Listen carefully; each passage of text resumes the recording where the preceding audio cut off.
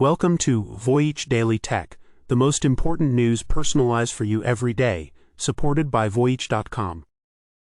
After listening to today's news, you'll know, first, a $243 million verdict against Tesla's Autopilot marks a landmark legal shift, holding the company liable in a fatal crash for the first time.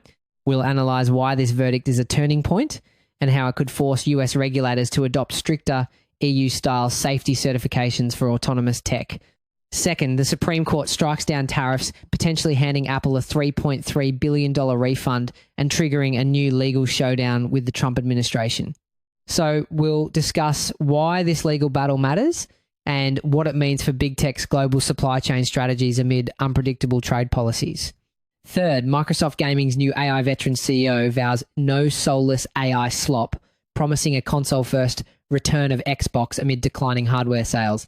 We'll explore how this new leadership could transform Xbox's strategy, balancing a return to its console roots with a multi-platform AI-informed future. Fourth, as AAA game prices near $100, the publisher of the year's most awarded game champions, a radical low-price strategy to disrupt the market.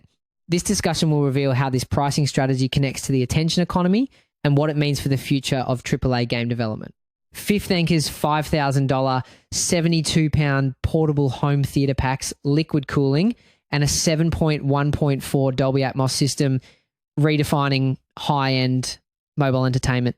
Today, we'll take a closer look at this audacious product and its implications for Anker's strategy to compete with premium audio-visual brands. A federal judge just upheld a bombshell verdict, $243 million against Tesla.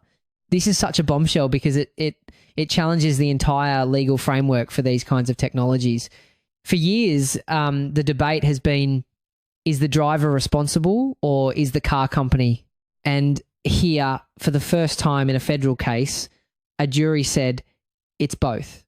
The case centers on a 2019 crash where a Model S on autopilot, traveling over 60 miles per hour, slammed into an SUV parked on a road shoulder. The collision killed a 22-year-old woman and severely injured her boyfriend who was standing beside their vehicle. Tesla's defense was clear. The driver was solely to blame. They argued he was reckless, bending down to look for a dropped phone, and that automakers do not insure the world against harms caused by reckless drivers.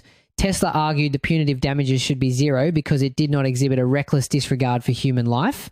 Believe it or not, this strategy of blaming the driver has often worked for Tesla. Historically, the company has been very effective at settling these kinds of lawsuits out of court, preventing them from ever reaching a jury. For example, they settled a high-profile case involving the death of Apple engineer Walter Huang. This allowed them to avoid public verdicts and contain the legal fallout. But that strategy just hit a brick wall. What really brought this to a head was the judge's flat rejection of this argument, stating the evidence at trial more than supports the jury's verdict. The lawyer for the victims' families delivered a powerful statement saying, from day one, Tesla has refused to accept responsibility.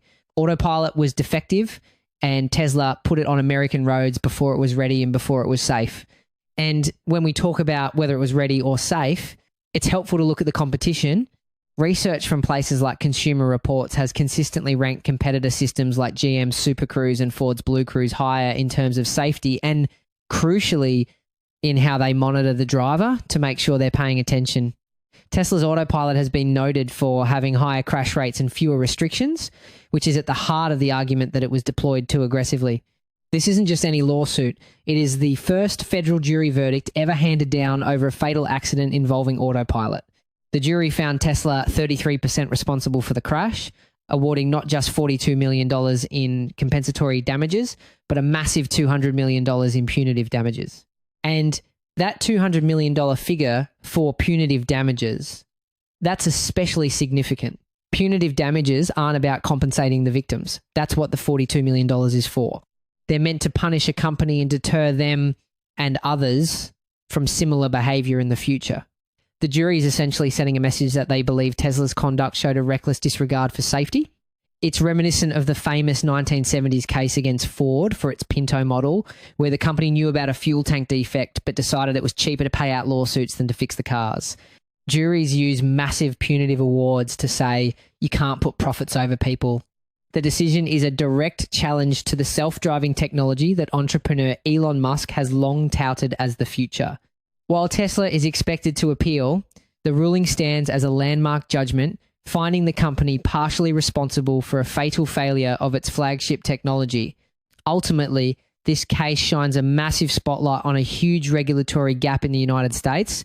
So the thing is, in the US, there is no federal pre-market safety certification required for systems like Autopilot. Companies can essentially self-certify that their technology is safe and roll it out.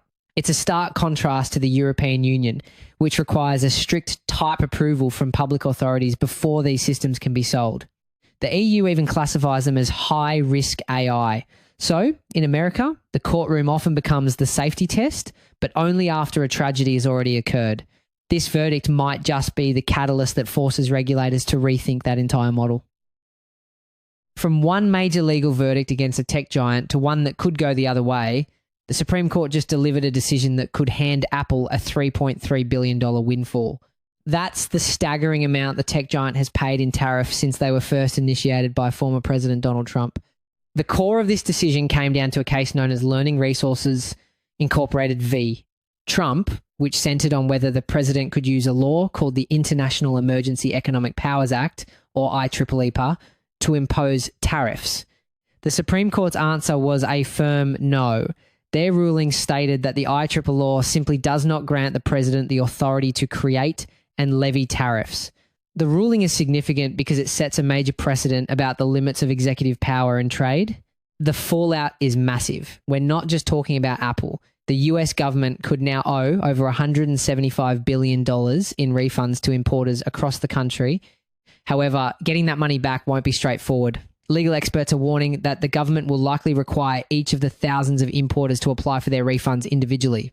This could trigger a complex and bureaucratic process that might drag on for years. For a company like Apple, this creates a fascinating dilemma.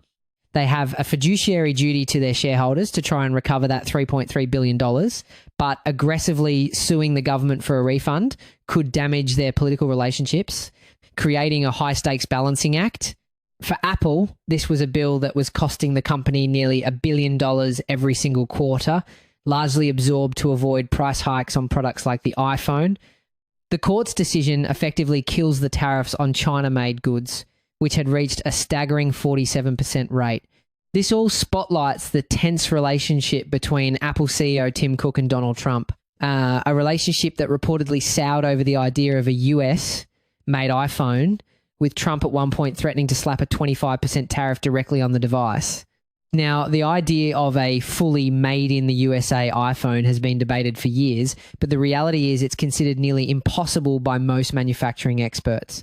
The reason isn't just about labor costs, it's about the entire supply chain. The US currently lacks the dense, intricate ecosystem of specialized component suppliers needed for precision electronics. Independent analysis has estimated that just moving final assembly to the US could raise the cost of an iPhone by 15 to 30%, potentially pushing the retail price over $3,000. This led Cook to launch a charm offensive, which included presenting Trump with a custom engraved plaque on a 24-karat gold base. And actually, this wasn't just about a single gift. This was part of a much larger strategy of what some are calling CEO diplomacy. Tim Cook's direct engagement went far beyond symbolic gestures. He also committed Apple to a staggering $600 billion investment in US manufacturing and suppliers. This move was a masterclass in corporate risk management, helping Apple secure crucial exemptions from other tariffs and aligning the company's interests with the administration's policy goals. But that's not the whole picture. Hours after the Supreme Court ruling, the Trump administration announced a countermove. Citing a different trade law, the president declared a new 10% global tariff set to last for 150 days. It's essentially a game of legal whack-a-mole. The administration is now using Section 122 of the Trade Act of 1974. The key difference is that while the Supreme Court ruled the IEEE law never mentioned tariffs, Section 122 explicitly gives the president authority to impose temporary import surcharges up to 15% for 150 days to deal with major trade deficits. So, while one legal avenue was shut down, another, more obscure one, was immediately opened. The battle is far from over. The question of whether Apple and other companies will ever see refunds for the billions already paid is now headed for what Trump himself predicts will be multi-year litigation. The old tariffs are dead, but the administration is already launching new investigations and has enacted a new global tariff, proving this trade war has just entered a new unpredictable chapter. Speaking of new chapters, the new CEO of Microsoft Gaming just dropped a bombshell memo, and her first promise is a direct shot at the tech world. She will not flood our ecosystem with soulless AI slop. And that's a particularly bold statement because, you know, the flood of AI content has already begun. Recent data shows that about 1 in 5 games released on the PC platform Steam this year included AI-generated content. That's a staggering 681% increase from the year before.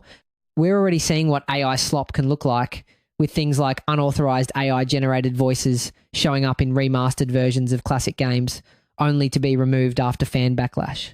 So for Sharma to draw this line in the sand is a huge statement. That statement comes from Asha Sharma, who is officially taking the helm of the entire Xbox empire. She's replacing Phil Spencer, the face of Xbox for over a decade, and she's not a gaming lifer. Sharma previously headed Microsoft's AI enterprise teams, was the COO of Instacart, and spent years at Meta in charge of its messaging apps. Now, the history of non-gaming executives leading major gaming companies is a mixed bag, to say the least. You have figures like Bobby Kotick at Activision, who came from a finance background and drove massive financial growth, but also faced years of criticism over corporate culture. This kind of outsider leadership can bring incredible business discipline, but it always raises questions about whether they can protect the creative spirit that actually makes games special. Her background makes her opening salvo even more shocking. In her very first address, she vows that games are and always will be art, crafted by humans. This is where the situation takes a more complex turn. Sharma is also calling for the return of Xbox. She's promising a renewed commitment to Xbox, starting with console, a direct message to the core fans who built the brand. And that promise is so crucial because the internal feeling that Xbox has lost its way is actually backed by hard numbers. In the first quarter of this fiscal year, Xbox hardware revenue actually declined by 29%. To put that in perspective, Sony's PlayStation 5 has captured nearly 70% of the current console market share. So when Sharma talks about a return of Xbox, she's speaking directly to fans who feel like their console has been left behind. And if that wasn't enough, she declared that the company will not treat its beloved worlds as static IP to milk and monetize. This all sets up the central power struggle for the future of gaming. While Sharma is promising to protect the console and the art of game development, she's also clear that Xbox must expand across PC, mobile, and cloud. She says developers should be able to build once and reach players everywhere without compromise. It's a high-wire act. The new leader of Xbox, an executive steeped in AI and mobile platforms, is now on the record. Her vision is a return to Xbox's renegade spirit, while simultaneously pushing it into a future where the console is just one piece of a much larger puzzle. Microsoft is trying to find its footing for the future, but a big part of that future comes down to simple economics.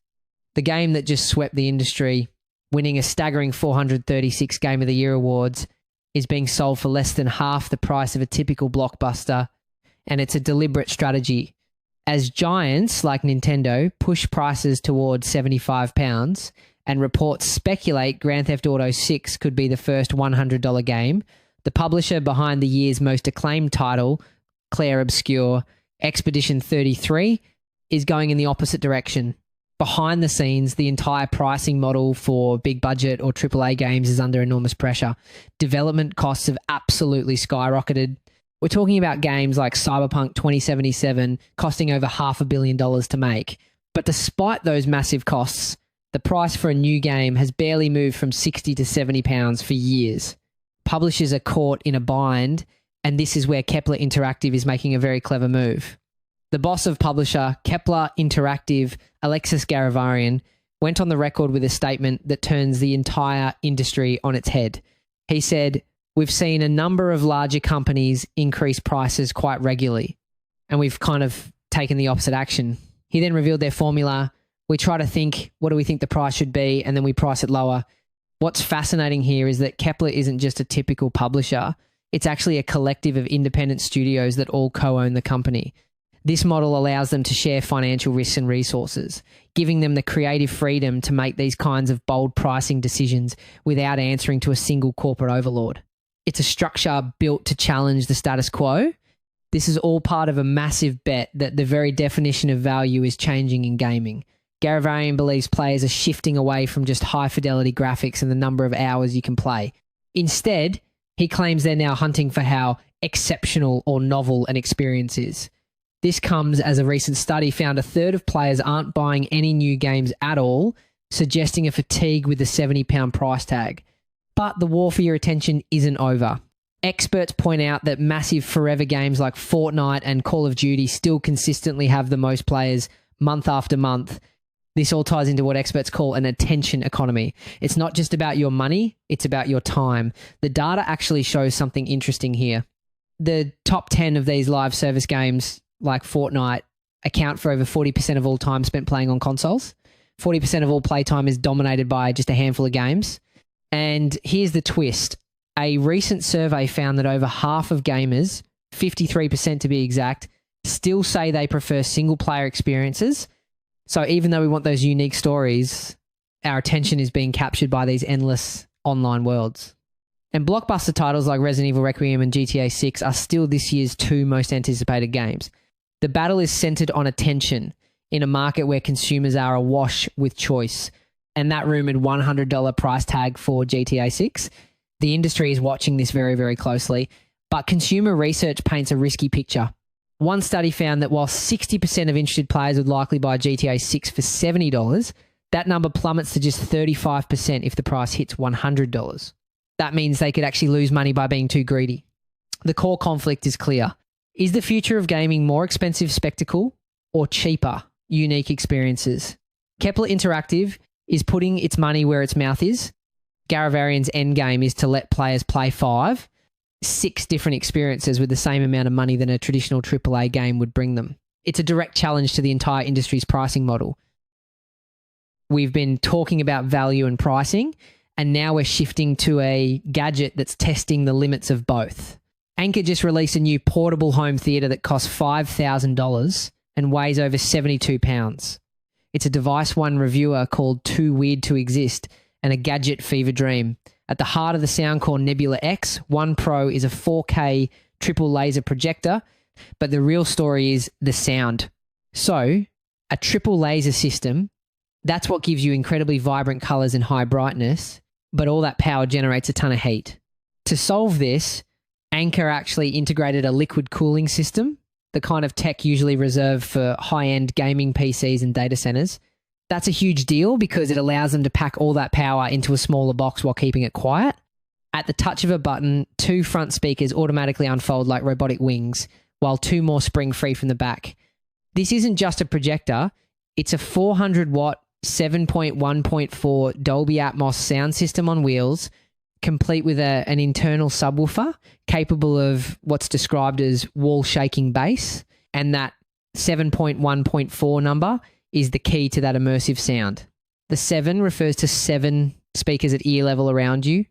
The 1 is the subwoofer for that deep bass, and the 4 is for 4 overhead speakers that create a dome of sound. This is what allows effects like a jet in a movie to sound like they are genuinely flying over your head. The power is so extreme, a reviewer's only complaint was that the Nebula X1 Pro is sometimes too loud. Here's where it gets interesting. The 4 satellite speakers are completely wireless with an 8-hour battery life, and they sync over a proprietary high-frequency Wi-Fi signal for lossless audio, not Bluetooth. Interestingly enough, Bluetooth just isn't good enough for this kind of high-fidelity setup. Bluetooth uses what's called lossy compression, meaning it throws away some of the audio data to make the file smaller, which degrades quality. It also suffers from higher latency or delay. Using a dedicated 5.8 gigahertz Wi-Fi signal allows for uncompressed, lossless audio with near zero latency. This is critical for ensuring the sound from all those speakers hits your ears at the exact same time, perfectly in sync with the picture. The system even uses a 4-mic array to automatically calibrate the audio for the room. This is a massive leap forward in user friendliness because traditionally, setting up a Dolby Atmos system is a huge pain. You'd need a separate, expensive AV receiver and room correction software like Odyssey or Dirac. which requires you to place a special microphone where you sit and run a series of loud test tones. Anker's system does all of this automatically with built-in mics. The sound was said to rival a multi-component Sonos system with effects in movies like Top Gun, Maverick sounding positionally correct and flying overhead. At just 30% volume, the walls were reportedly shaking. This all begs the question, how portable is it really? At 72.31 pounds, you'll likely need help hoisting it into a car. It's also worth noting that the term portable has no official or regulated definition in the consumer electronics industry. This is why you can have a £3 projector and a £72 projector both marketed with the same word. It creates a lot of confusion for buyers who might have very different ideas of what they can actually carry around. The review even notes that the fine print recommends avoiding grass or gravel, going so far as to suggest a $400 electric wagon might be needed to haul your $5,000 projector around. Despite the logistical challenges and some reported Wi-Fi connectivity issues, the verdict is clear. The Soundcore Nebula X1 Pro is an audacious piece of engineering, packing a complete, high-fidelity home theater into a single, absurdly powerful unit that redefines the limits of portable entertainment. After all, this product isn't just a wild gadget, it's a statement. This is part of a deliberate strategy by Anker, a company known for power banks and charging cables, to reposition itself as a premium brand that can compete with giants like Sony, Samsung, and Bose. They are trying to prove they can innovate at the highest level, and a $5,000 £72 portable home theater is one very loud way to do it.